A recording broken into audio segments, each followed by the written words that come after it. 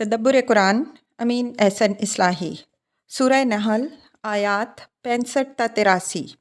آگے کا مضمون: اللہ تعالیٰ نے جو نعمتیں بخش رکھی ہیں، آگے ان میں سے کچھ کو گنوا کر مشرکین کو ملامت کی گئی ہے کہ ان میں سے کس نعمت کو وہ اللہ کے سوا کسی اور کی طرف منسوب کر سکتے ہیں۔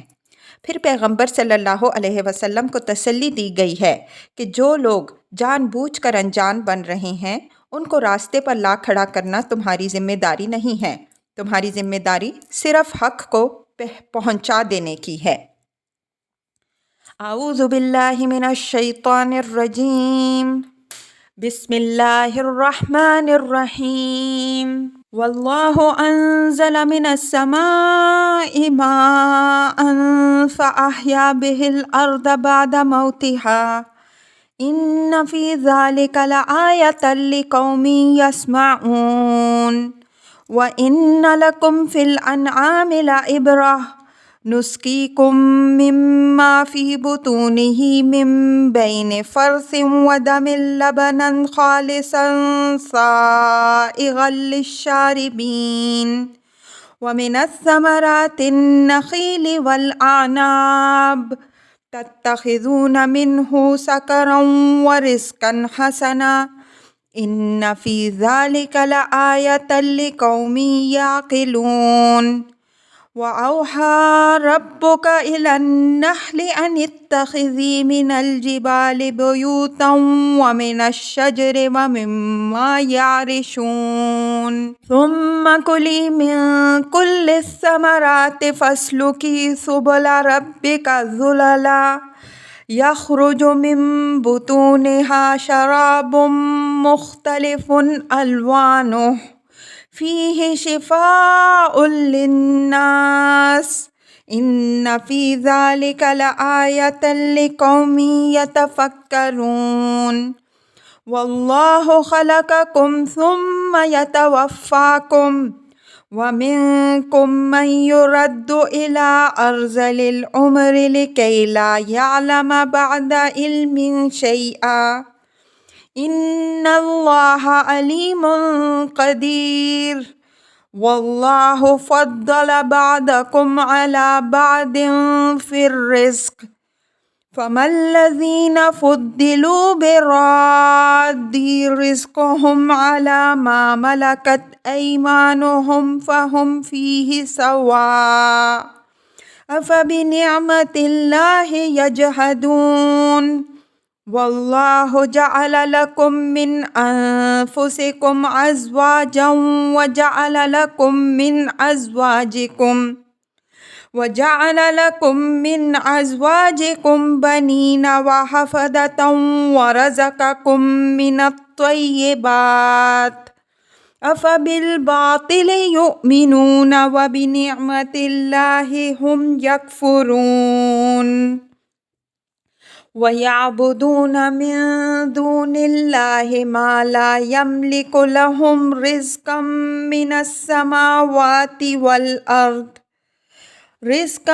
مِّنَ السَّمَاوَاتِ شَيْئًا وَلَا يَسْتَطِيعُونَ فَلَا تَضْرِبُوا لِلَّهِ الْأَمْثَالَ ان اللہ یعلم وانتم لا تعلمون ضرب اللہ مثلا عبدا مملوکا لا يقدر على شيء ومن رزقناہ منا رزقا حسنا فهو ينفق منہ سرا وجہرا هل يستوون الحمد للہ بل اکثرهم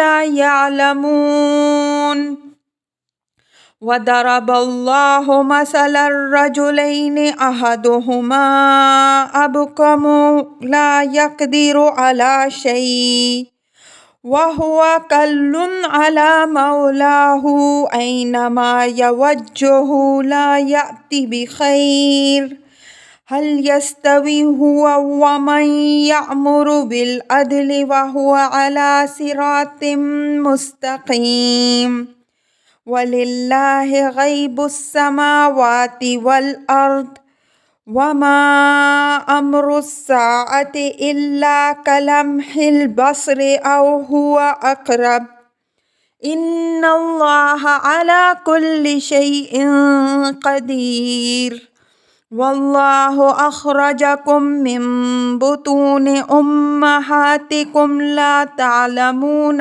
شَيْئًا وَجَعَلَ لَكُمُ السَّمْعَ وَالْأَبْصَارَ وَالْأَفْئِدَةَ لَعَلَّكُمْ تَشْكُرُونَ أَلَمْ يَرَوْا إِلَى الطَّيْرِ مُسَخَّرَاتٍ فِي جَوِّ السَّمَاءِ مَا يُمْسِكُهُنَّ إِلَّا اللَّهُ إِنَّ فِي ذَلِكَ لَآيَةً لِقَوْمٍ يُؤْمِنُونَ إِنَّ فِي ذَلِكَ لَآيَةً لِقَوْمٍ يُؤْمِنُونَ وَاللَّهُ جَعَلَ لَكُم مِّن بُيُوتِكُمْ سَكَنًا وَجَعَلَ لَكُم مِّن جُلُودِ الْأَنْعَامِ بُيُوتًا تستخفونها يوم ظعنكم ويوم إقامتكم ومن أصوافها وأوبارها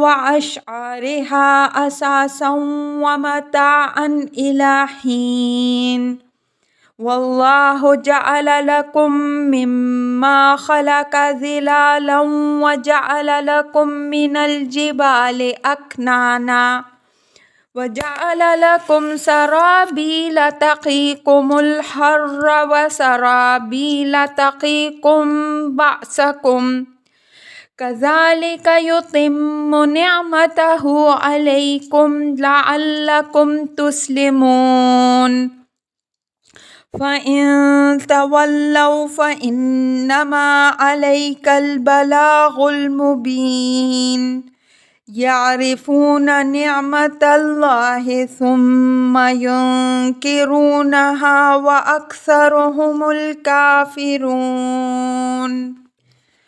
ترجمہ: اور اللہ ہی نے آسمان سے پانی اتارا، بس اس سے زمین کو زندہ کر دیا اس کے خشک ہو جانے کے بعد۔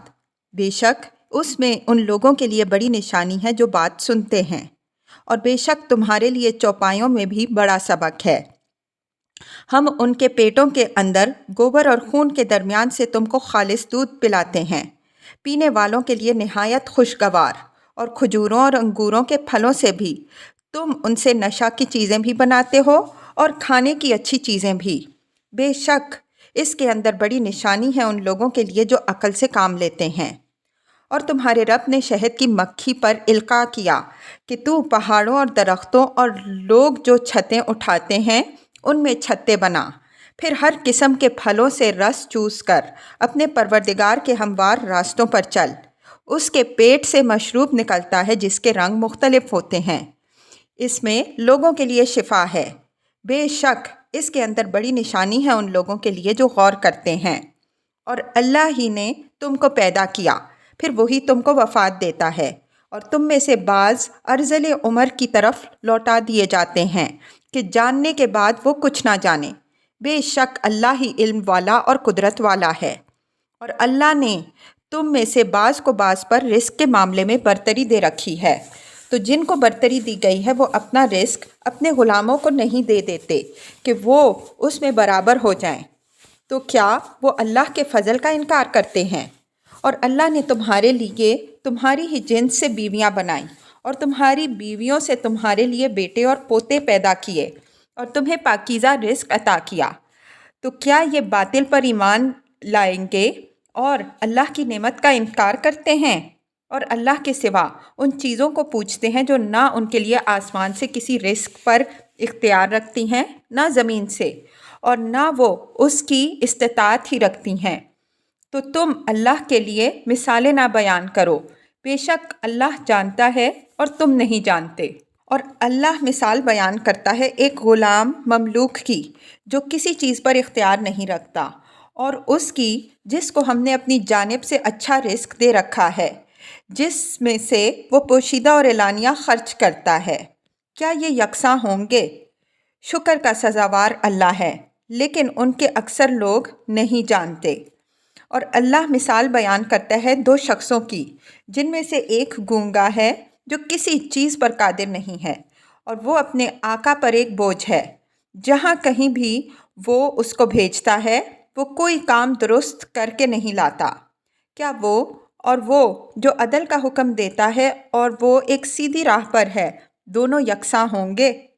آسمانوں اور زمین کا بھید اللہ ہی کے لیے ہے، اور قیامت کا معاملہ بس آنکھ جھپکنے کی طرح یا اس سے بھی جلد تر ہوگا۔ بے شک اللہ ہر چیز پر قادر ہے۔ اور اللہ نے تم کو تمہاری ماؤں کے پیٹوں سے اس حال میں نکالا کہ تم کچھ نہ جانتے تھے، اور اس نے تمہارے لیے سمع و بصر اور دل بنائے تاکہ تم شکر گزار بنو۔ کیا انہوں نے پرندوں کو آسمان کی فضا میں مسخر نہیں دیکھا؟ ان کو بس اللہ ہی تھامے ہوئے ہوتا ہے۔ بے شک اس کے اندر نشانیاں ہیں ان لوگوں کے لیے جو ایمان لائیں۔ اور اللہ ہی نے تمہارے لیے تمہارے گھروں کا سکون پیدا کیا، اور تمہارے لیے چوپایوں کی کھال کے گھر بنائے، جنہیں تم اپنے کوچ اور قیام کے دن ہلکا پھلکا پاتے ہو، اور ان کے اون اور ان کے روئیں اور ان کے بالوں سے تمہارے لیے گھریلو سامان اور ایک وقت تک برتنے کی چیزیں بنائیں۔ اور اللہ ہی نے تمہارے لیے اپنی پیدا کردہ چیزوں سے سائے بنائے، اور تمہارے لیے پہاڑوں میں پناہ گاہیں بنائیں، اور تمہارے لیے ایسے لباس بنائے جو تمہیں گرمی سے بچاتے ہیں، اور ایسے لباس بنائے جو تمہاری جنگ میں تم کو محفوظ رکھتے ہیں۔ اسی طرح اللہ تم پر اپنی نعمت تمام کرتا ہے تاکہ فرما بردار رہو۔ پس اگر وہ اعراض کریں تو تمہارے اوپر صرف واضح طور پر پہنچا دینے کی ذمہ داری ہے۔ یہ اللہ کی نعمتوں کو پہچانتے ہیں، پھر ان سے انجان بنتے ہیں، اور ان میں اکثر ناشکرے ہیں۔ الفاظ کی تحقیق اور آیات کی وضاحت۔ واللہ انزل من السماء ماء فاحیا بہ الارض بعد موتها ان فی ذلک لآیۃ لقوم یسمعون۔ آسمانوں سے پانی برسانا اور زمین کو اس کے خشک ہو جانے کے بعد اس پانی سے از سر نو زندہ اور شاداب کر دینا، اس بات کی نہایت واضح دلیل ہے کہ آسمان اور زمین دونوں میں ایک ہی خدائے حکیم و قدیر کا ارادہ کار فرما ہے۔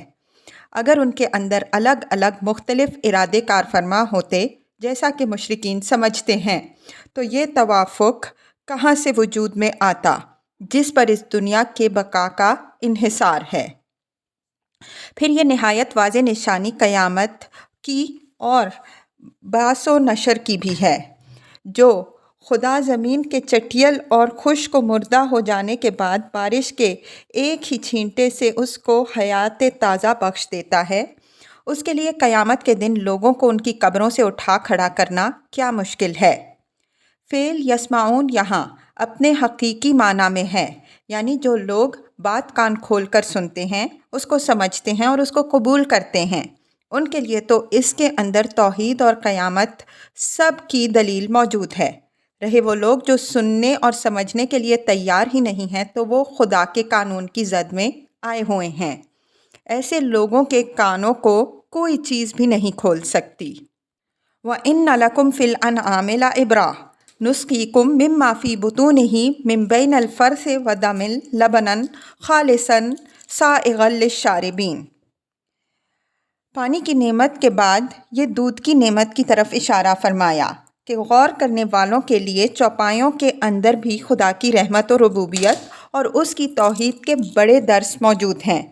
یہ چوپائے اسی زمین کی گھاس اور سبزیاں چرتے ہیں، جو ان کے پیٹوں میں ایک مرحلے میں گوبر بنتی ہیں اور ایک مرحلے میں خون، پھر اسی گوبر اور خون کے درمیان کے مرحلے سے دودھ پیدا ہوتا ہے، جس میں نہ گوبر کا کوئی شائبہ ہوتا ہے نہ خون کا۔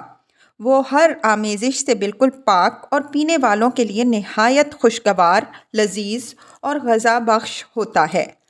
یہ ساری صورتحال اس بات کی شاہد ہے کہ یہ ساری کائنات ایک ہی صنع و حکیم اور ایک ہی قدیر و رحیم کے ارادے کے تحت چل رہی ہے، یا اس بات کی شاہد ہے کہ اس کے اندر مختلف ارادے اپنے اپنے طور پر کام کر رہے ہیں۔ عبرہ کے معنی ایک حقیقت سے دوسری حقیقت تک پہنچ جانا ہے۔ یہی عبرت علم کی کلید ہے۔ جس کے اندر یہ صلاحیت موجود ہوتی ہے اور وہ اس سے فائدہ اٹھاتے ہیں، ان کے لیے ایک دروازہ کھل جائے تو اس کی روشنی میں دوسرے دروازے خود کھلتے جاتے ہیں۔ جو لوگ اپنی اس صلاحیت کو مردہ کر دیتے ہیں، ان کے عقل اور دل کی آنکھیں اندھی ہو جاتی ہیں۔ وہ دیکھتے سب کچھ ہیں لیکن ان کو سوجتا کچھ بھی نہیں۔ وَمِنَ الثَّمَرَاتِ النَّخِيلِ وَالْأَعْنَابِ تَتَّخِذُونَ مِنْهُ سَكَرًا وَرِزْقًا حَسَنًا إِنَّ فِي ذَلِكَ لَآيَةً لِقَوْمٍ يَعْقِلُونَ، یعنی جس طرح اس نے چوپایوں سے تمہارے لیے دودھ پیدا کیا ہے، اسی طرح کھجور اور انگور سے بھی تمہارے لیے غذا فراہم کی۔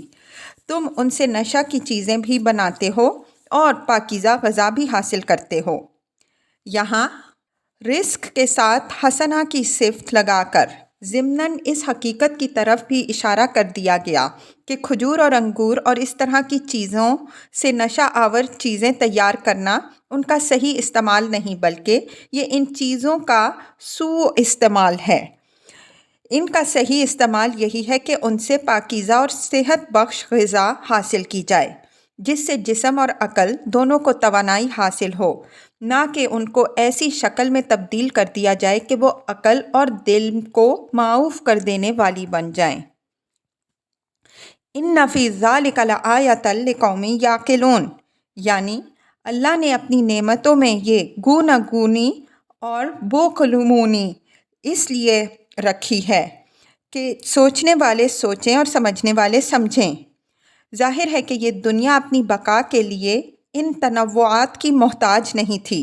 یہ بالکل سادہ اور یک رنگ بلکہ بالکل بے رنگ بھی ہو سکتی تھی، لیکن اس کے خالق نے یہ چاہا کہ اس کی صفات کا ایک پرتو اور مظہر ہو تاکہ غور کرنے والے غور کریں اور اس کی ایک ایک چیز سے اس کے خالق کی اعلیٰ صفات، اس کی بے انتہا قدرت و حکمت، اس کی غیر محدود رافت و رحمت، اس کی بے مثال ربوبیت و پروردگاری اور اس کی کامل وحدت و یکتائی کا کچھ تصور اور اس کی روشنی میں اپنے فرائض اور ذمہ داریوں کا احساس کریں۔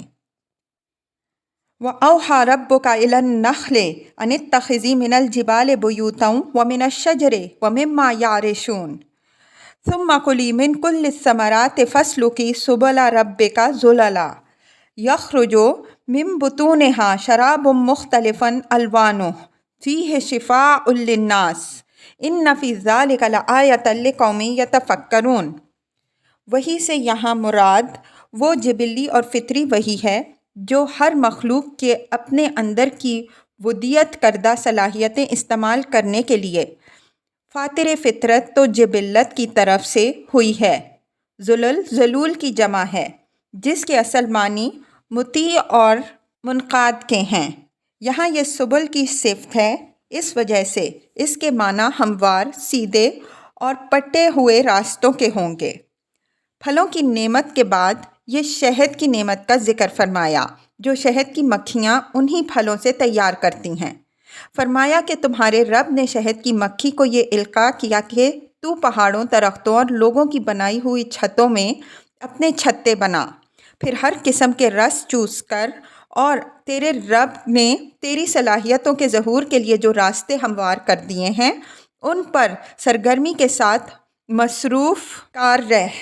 چنانچہ وہ اپنی جبلت کی رہنمائی میں پوری سرگرمی کے ساتھ مصروف کار رہتی ہے، جس کے نتیجے میں ان مکھیوں کے پیٹوں سے ایک مشروب برآمد ہوتا ہے جس کے رنگ مختلف ہوتے ہیں اور جن میں لوگوں کے لیے ان کے مختلف امراض کا علاج ہے۔ إِنَّ فِي ذَلِكَ لَآيَةً لِقَوْمٍ يَتَفَكَّرُونَ، یہ ایک شہد کی مکھی کے اندر سے اللہ نے اپنی جو اتنی قدرت و حکمت اور اتنی رحمت و ربوبیت کا اظہار فرمایا، یہ اس لیے فرمایا کہ لوگ تفکر و تدبر کریں، اس کائنات کے خالق کی صفات کو سمجھیں اور ان کے تقاضوں کی روشنی میں اپنی دنیا اور آخرت سنواریں۔ اوپر کی آیات میں اللہ تعالیٰ کی نشانیوں سے فائدہ اٹھانے والوں کی بترتیب 3 صفتیں بیان ہوئی ہیں۔ ایک یسمعون یعنی وہ کھلے کانوں سے معقول باتوں کو سنتے اور ان کو قبول کرتے ہیں۔ دوسری یعقلون یعنی وہ اپنی عقل سے کام لیتے ہیں اور سوچنے سمجھنے کی کوشش کرتے ہیں۔ تیسری یتفکرون یعنی وہ برابر اسرار کائنات میں تفکر و تدبر کرتے اور حقائق سے حقائق تک پہنچنے کی سعی میں لگے رہتے ہیں۔ یہی صفتیں انسانیت کا اصلی جوہر ہیں اور ان میں ایک حکیمانہ تدریج و ترتیب ہے۔ اس کائنات کے حقائق میں سے بے شمار حقائق ایسے ہیں جو بدیہیات قدرت اور فطرت کے حکم میں داخل ہیں۔ ان کو سمجھنے کے لیے کسی بڑی کاوش کی ضرورت نہیں۔ ایک معقول انسان اول تو ان کو خود سمجھتا ہے، اور اگر خود نہیں سمجھتا ہے تو چونکہ معقول باتوں کے لیے اس کے کان کھلے ہوئے ہوتے ہیں، اس وجہ سے دوسرے کسی معقول آدمی کی زبان سے ان کو سنتے ہی دل ریزد بر دل ریزد کی کیفیت محسوس کرتا ہے۔ دوسرا مرحلہ یعقلون کا ہے، جہاں سوچنے سمجھنے اور عقل سے کام لینے کی ضرورت پڑتی ہے، جہاں مقدمات کی ایک ترتیب ہوتی ہے اور پھر ان سے نتائج حاصل ہوتے ہیں۔ یہ مرحلہ پہلے مرحلے سے اونچا ہے اور علم کی راہ میں اس کے ثمرات بھی زیادہ وقوع ہیں، لیکن ہے یہ عام عقل کی دسترس کی چیز۔ جو لوگ اپنی عقل کی قدر کرتے اور اس نعمت سے فائدہ اٹھاتے ہیں، وہ اس کی برکات سے محروم نہیں رہتے۔ تیسرا مرحلہ یتفکرون کا ہے۔ یہ سب سے اونچا مرحلہ ہے۔ یہ ان لوگوں کا مقام ہے جو اسرار کائنات میں برابر غور کرتے ہیں اور علم کے مدارج برابر طے کرتے رہتے ہیں۔ یہ حکماء کا درجہ ہے۔ جس طرح شہد کی مکھی اپنی بے مثال کاوش سے طرح طرح کے پھلوں سے رس چوس کر شہد بناتی ہے، جس میں لوگوں کے لیے غذا اور شفا ہے، اسی طرح یہ لوگ اپنے تدبر و تفکر کی کاوشوں سے حکمت کا شہد جمع کرتے ہیں، جس میں عقل اور دل کے امراض کا مداوع ہوتا ہے۔ وہ خود بھی اس سے آسودہ رہتے ہیں اور دوسروں کو بھی اس سے فیض پہنچاتے ہیں۔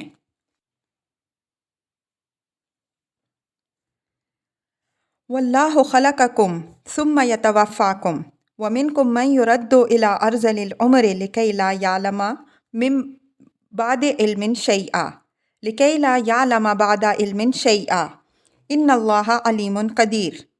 یعنی زندگی اور موت اور عمر کی چھوٹائی اور بڑائی بھی خدا ہی کی طرف سے ہے، چنانچہ تم میں سے کتنے ہیں جو بچپن یا جوانی ہی میں مر جاتے ہیں، اور کتنے ایسے ہیں جو ارذل عمر تک پہنچتے ہیں، یہاں تک کہ ان کا حال یہ ہو جاتا ہے کہ جاننے کے بعد کچھ نہیں جانتے۔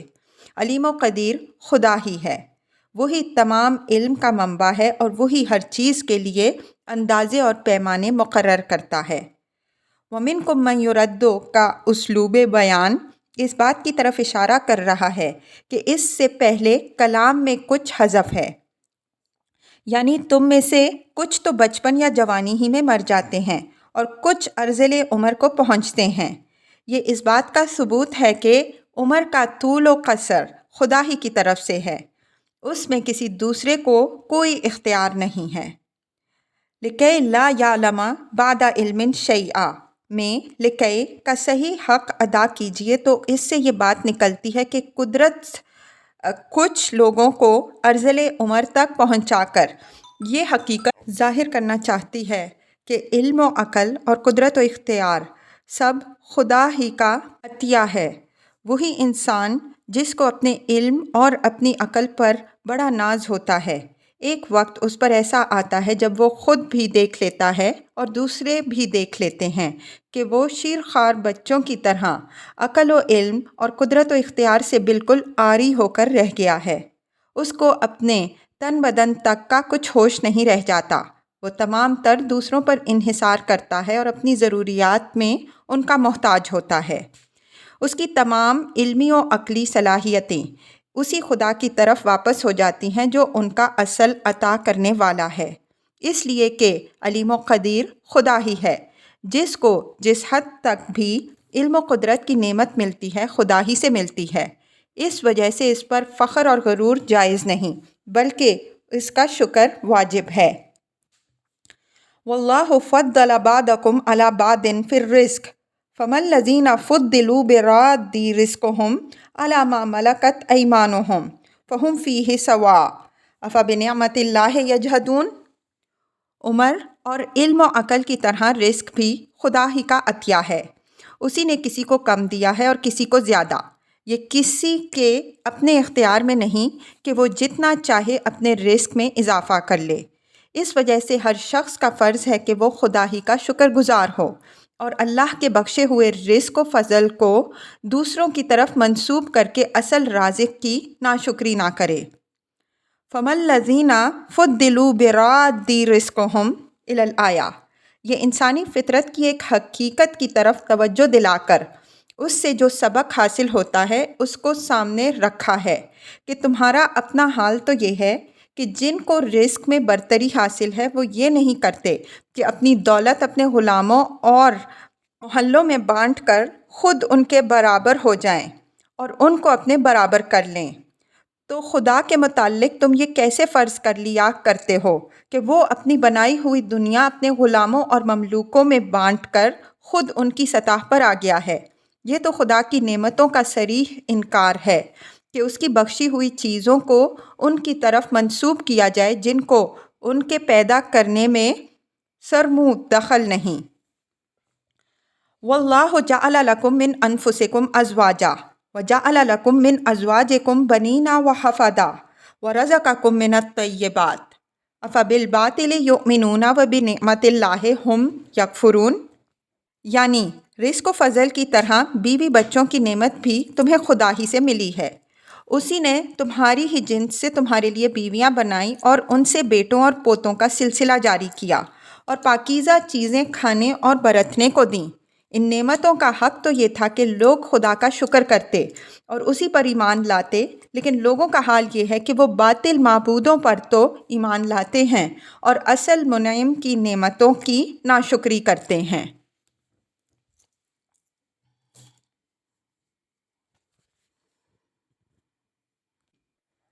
وَيَعْبُدُونَ مِن دُونِ اللَّهِ مَا لَا يَمْلِكُ لَهُمْ رِزْقًا مِنَ السَّمَاوَاتِ وَالْأَرْضِ شَيْئًا وَلَا يَسْتَطِيعُونَ۔ یہ اس ایمان بالباطل اور ناشکری کی تفصیل ہے کہ وہ اللہ کے سوا ان چیزوں کی پرستش کرتے ہیں جو نہ آسمان سے ان کے لیے کوئی رزق اتارنے پر اختیار رکھتی ہیں، نہ زمین سے کوئی چیز برآمد کرنے پر۔ اور صرف یہی نہیں کہ بالفعل ان کو اختیار حاصل نہیں ہے، بلکہ اگر وہ چاہیں اور اس کے لیے اپنا پورا زور بھی صرف کر ڈالیں جب بھی ان کو اس کا اختیار حاصل نہیں ہو سکتا۔ فَلَا تَضْرِبُوا لِلَّهِ الْأَمْثَالَ إِنَّ اللَّهَ يَعْلَمُ وَأَنْتُمْ لَا تَعْلَمُونَ۔ ضرب مثلا سے یہاں مراد تمثیل و تشبیہ کو ذریعہ بنا کر خدا کے لیے صفتیں بیان کرنا ہے۔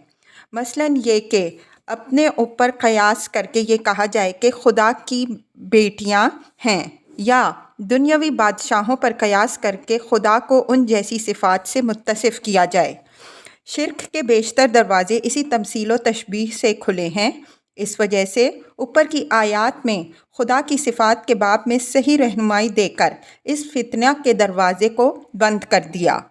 فرمایا کہ خدا کی صفات کے معاملے میں تشبیہ و قیاس کو رہنما نہ بناؤ۔ خدا اپنی صفات کو خود ہی جانتا ہے، تم نہیں جانتے۔ اس وجہ سے اپنی صفتیں جو وہ بتاتا ہے ان کو مانو اور ان پر ایمان لاؤ، یہی راستہ ہدایت کا ہے۔ ضرب اللہ مثلا عبدا مملوکا لا یقدر علی شیء ومن رزقناہ منا رزقا حسنا فہو ینفق منہ سرا وجہرا هل یستوون الحمد للہ بل اکثرہم لا یعلمون۔ یعنی اگر مثال ہی سننی ہے تو خدا مثال بیان کرتا ہے، اس کو سنو۔ ایک طرف ایک غلام مملوک ہے جس کو کسی چیز پر کوئی اختیار نہیں ہے، اور دوسری طرف ایک آزاد ہے جس کو خدا نے خوب رزق و فضل دے رکھا ہے۔ وہ پوری آزادی سے پوشیدہ اور اعلانیہ اس میں سے خرچ کرتا ہے۔ کیا یہ دونوں یکساں ہوں گے؟ ظاہر ہے کہ نہیں۔ تو پھر خدا اور اس کے مملوکوں کو کس طرح یکساں کر دیتے ہو؟ الحمدللہ، یعنی صحیح طور پر سوچیں تو ان پر یہ حقیقت واضح ہوگی کہ شکر کا سزاوار اللہ ہے، لیکن ان میں سے اکثر اس بدیہی حقیقت سے واقف نہیں۔ وَضَرَبَ اللَّهُ مَثَلًا رَجُلَيْنِ أَحَدُهُمَا أَبْكَمُ لَا يَقْدِرُ عَلَى شَيْءٍ وَهُوَ كُلٌّ عَلَى مَوْلَاهُ أَيْنَمَا يَوَجِّهُ لَا يَأْتِي بِخَيْرٍ هَلْ يَسْتَوِي هُوَ وَمَن يَأْمُرُ بِالْعَدْلِ وَهُوَ عَلَى صِرَاطٍ مُسْتَقِيمٍ۔ یعنی ایک دوسری تمثیل سنو۔ دو شخص ہیں جن میں سے ایک گونگا بہرا ہے، کسی چیز پر کوئی قدرت نہیں رکھتا، وہ اپنے آقا پر ایک بوجھ ہے، وہ جہاں کہیں بھی اس کو بھیجتا ہے، کوئی کام وہ صحیح کر کے نہیں لاتا، اور ایک دوسرا شخص ہے جو آزاد ہے، دوسروں کو عدل و انصاف کا حکم دیتا ہے اور خود بھی سیدھے راستے پر ہے۔ کیا یہ دونوں شخص یکساں ہو سکتے ہیں؟ اگر نہیں تو پھر تم خدا اور اس کی عاجز و بے بس مخلوقات کو یکساں کیسے کیے دیتے ہو؟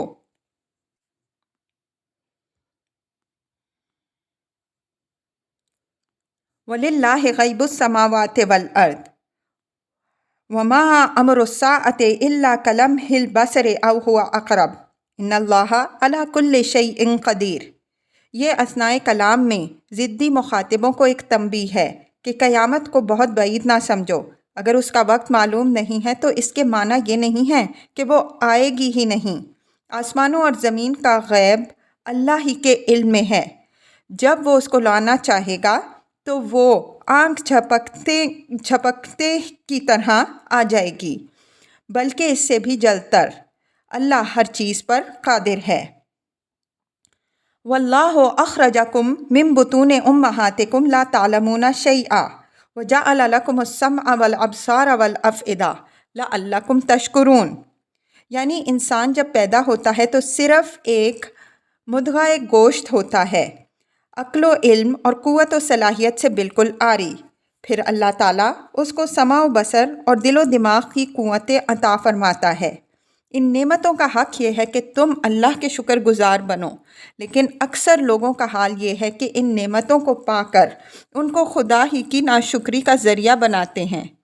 اسی مضمون کو سورہ ملک میں یوں بیان فرمایا ہے: قُلْ هُوَ الَّذِي أَنشَأَكُمْ وَجَعَلَ لَكُمُ السَّمْعَ وَالْأَبْصَارَ وَالْأَفْئِدَةَ قَلِيلًا مَا تَشْكُرُونَ۔ کہہ دو وہی ہے جس نے تم کو پیدا کیا اور تمہیں سمع و بصر اور دل عطا فرمائے، لیکن تم بہت کم شکر گزار ہوتے ہو۔ أَلَمْ يَرَوْا إِلَى الطَّيْرِ مُسَخَّرَاتٍ فِي جَوِّ السَّمَاءِ مَا يُمْسِكُهُنَّ إِلَّا اللَّهُ إِنَّ فِي ذَلِكَ لَآيَةً لِقَوْمٍ يُؤْمِنُونَ۔ یعنی اگر یہ آنکھیں کھول کر دیکھیں تو انہیں معلوم ہو کہ ہر چیز کو اس کی ضرورت کی چیزیں خدا ہی کی عنایت سے ملی ہیں۔ پرندے فضا میں اڑتے ہیں، آخر خدا کے سوا کون ہے جو ان کو فضا میں تھامتا ہے؟ سورہ ملک میں ہے: اولم یروا الی الطیر فوقہم صافات ویقبضن ما یمسکہن الا الرحمن انہ بکل شیء بصیر۔ کیا انہوں نے اپنے اوپر پرندوں کو نہیں دیکھا؟ وہ اپنے پروں کو پھیلائے ہوئے بھی ہوتے ہیں اور ان کو سمیٹ بھی لیتے ہیں، ان کو خدائے رحمان ہی تھامتا ہے، بے شک وہ ہر چیز کی دیکھ بھال کرنے والا ہے۔ ان فی ذلک لآیۃ لقوم یؤمنون۔ یعنی جو لوگ ایمان لانا چاہیں ان کے لیے اس میں بہت سی نشانیاں ہیں۔ اس میں سب سے بڑی نشانی تو اس بات کی ہے کہ اس کائنات کا خالق رحمان و رحیم ہے۔ اس نے جو چیز بھی پیدا کی ہے اس کو ضرورت کی تمام چیزیں مہیا کی اور اس کو ان کے استعمال کا سلیقہ عطا فرمایا۔ اس میں اس بات کی بھی نشانی ہے کہ یہ کائنات ہی خدا وحدہ لا شریک لہ کے تصرف میں ہے، وہی اس کے ازداد میں توافق و سازگاری پیدا کرتا ہے اور فضا کو پرندوں کی جو نگاہ بنا دیتا ہے۔ اس میں اس بات کی بھی نشانی ہے کہ جو چیز جہاں تھمی ہوئی ہے خدا ہی کے تھامے تھمی ہوئی ہے، اگر وہ نہ تھامے تو کوئی چیز بھی اپنی جگہ پر ٹکی نہیں رہ سکتی۔ سورہ ملک میں ہے: هُوَ الَّذِي جَعَلَ لَكُمُ الْأَرْضَ ذَلُولًا فَامْشُوا فِي مَنَاكِبِهَا وَكُلُوا مِن رِّزْقِهِ وَإِلَيْهِ النُّشُورُ أَأَمِنْتُم مَّن فِي السَّمَاءِ أَن يَخْسِفَ بِكُمُ الْأَرْضَ فَإِذَا هِيَ تَمُورُ۔ ام امنتم من فی السماء ان یرسل علیکم حاصبا فستعلمون کیف نذیر۔ وہی ہے جس نے تمہارے لیے زمین کو فرما بردار بنا دیا، تو اس کے مونڈھوں پر چلو پھرو اور اس کے رزق میں سے کھاؤ اور اسی کی طرف اکٹھے ہونا ہے۔ کیا تم اس سے جو آسمان میں ہے بے خوف ہو گئے ہو کہ وہ تمہارے سمیت زمین کو دھسا دے، پس وہ دفتن چکر کرنے لگے؟ کیا تم اس سے جو آسمان میں ہے بے خوف ہو گئے ہو کہ وہ تم پر انگریزیں برسانے والی آندھی بھیج دے؟ تو تم جان لوگے کہ میرا ڈراوا کجا ہے۔